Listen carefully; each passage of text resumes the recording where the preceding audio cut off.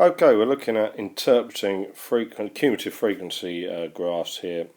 So I've drawn the graph over here, alright, and I'm going to use it to estimate. Now it's an estimate because they're not going to be accurate. We don't know exact values, so therefore that's why it's an estimate. So look out for that.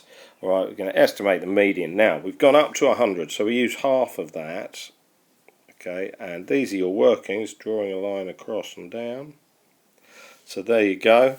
So that would be 100.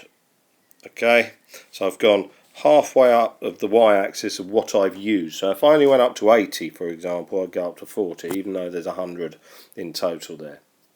Okay, so that's the first thing.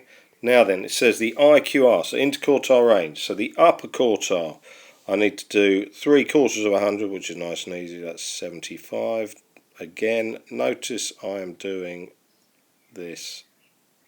Okay, so that's going to be 120. Take away 25. There we go. Take away 80. Now I've chosen nice numbers here. So you've got 40 there for the IQR. Now the number of people who spent more than £150 on their weekend break. Okay, so 150 is here. So what I do is I draw a line up and across.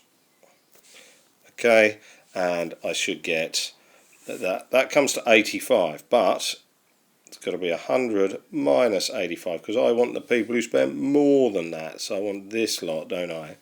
So that would be 15.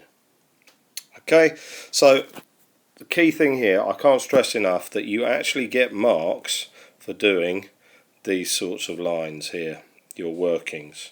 Alright, you get marks for doing these lines. Use a ruler, obviously I can't use a ruler on here, but okay, pretty straightforward. Remember the upper quartile is 3/4 of the way up, the y-axis that you've used, the lower quartile is 1/4 of the way up. Alright, enjoy.